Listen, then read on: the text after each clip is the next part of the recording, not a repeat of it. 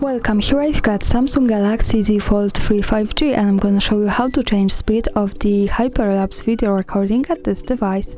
So let's start by tapping on the camera button to open it, and for now we are on standard photo mode. We have to change it by using this settings bar and just simply going to the right to more. Here we get access to more modes of this camera, one of them is the Hyperlapse, so let's pick it.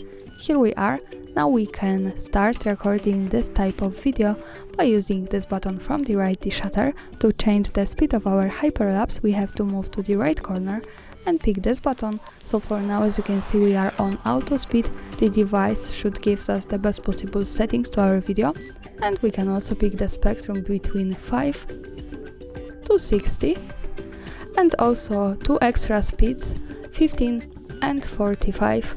To night recording. So this is really pro feature here, and really cool thing from the device is also that it shows us short suggestions which speed is good for which conditions we have when we want to record this type of video. So for example, 60 is good for recording sunrises and sunsets. Maybe let me pick 15, good for recording clouds moving across the sky. And let's move to 5, good for recording people running around and being active. Now let me stay on auto because I don't really have well conditions to record this type of video here, but I want to show you an example, so let me start recording. And this is my object. I'm going to move it slowly because the hyperlapse should speed up the original video.